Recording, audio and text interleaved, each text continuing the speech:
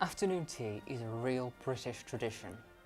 It began in the 1840s when Anna, Duchess of Bedford, decided that the time between lunch and supper was just too far apart. So to fill the gap, she asked her servants to bring her some light refreshments, a pot of tea, some finger sandwiches and some cakes and pastries. In 1841, she invited Queen Victoria to join her for tea, and the occasion was cemented as a great social connector. Today afternoon tea is more of a rare treat, something you might enjoy at a fancy hotel. Well, I want to show you how to create the perfect afternoon tea at home. So join me in this video and I'll take you through every step to create an occasion that is memorable and enjoyable for your guests. I'm Nicholas Fairford. I'm a designer and writer with a focus on classic and elegant living. I've always believed that life should be beautiful. My aim is to bring beauty into the everyday with the simplest and smallest pleasures so that we can all have more moments of joy in our lives. Afternoon tea consists of 3 different elements. So we've got sandwiches, scones and cakes and pastries. For my sandwiches I've just made cucumber because I find them light and delicate, not too filling.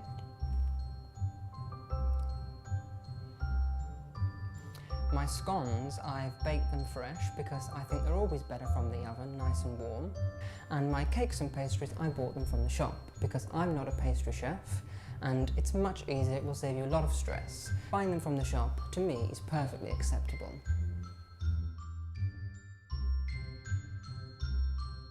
Now, afternoon tea is all about presentation. So if you can get a cake stand like this one, I would highly recommend that you do so because it will just make the whole experience that much more pleasurable. With tea, you can serve a choice of tea. It's always nice to serve an Earl Grey because that's a fragrant tea, and then an English breakfast, which is a crowd pleaser. Everyone likes English breakfast with a nice drop of milk. A beautiful table setting will bring your afternoon tea to life. I've used these small wicker glasses and filled them with tulips. I also have these bud vases and I'm going to fill them with roses.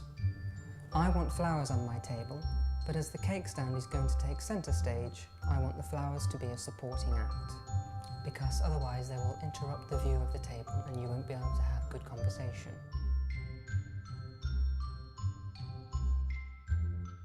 You don't need to be a florist, this is so easy to do. Just remove the leaves and cut them to size.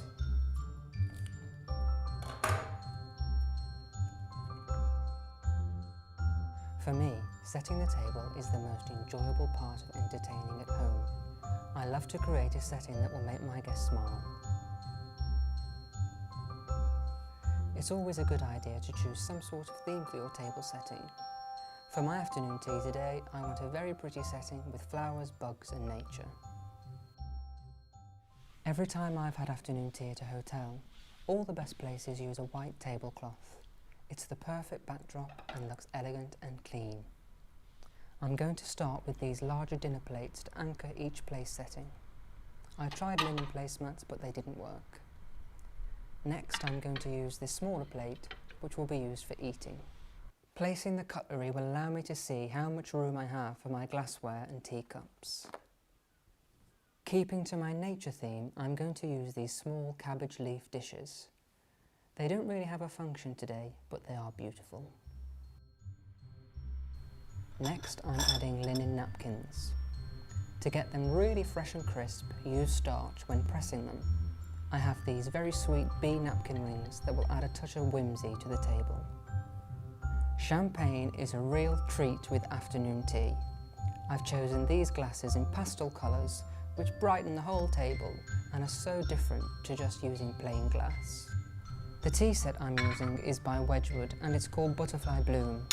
It's a real favourite of mine. These golden pomegranate dishes with miniature spoons add a touch of luxury to the whole table and are a fun way to serve jam and cream. Now for the all-important milk, sugar and lemon. Not forgetting the tea, of course.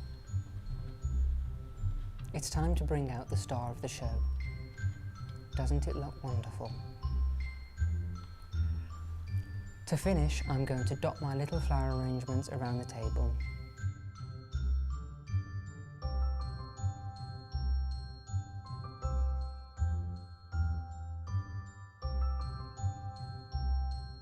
When it comes to entertaining, I don't like stiff or formal rules. The most important thing for me is to create an environment where your guests are relaxed. So my number one rule is to just have fun. If you do want some general guidance, let's start with tea. It's best to stir the tea in a 6 to 12 motion and give it a little flick rather than clanging it around the teacup like this. With scones, you don't need to worry about cutting them in half, just break them with your hands like this. Then you can just take a little bit of cream and some jam onto the side of your plate. And then we'll use a knife just to put them on. Now there is a lot of debate about whether it's jam or cream first.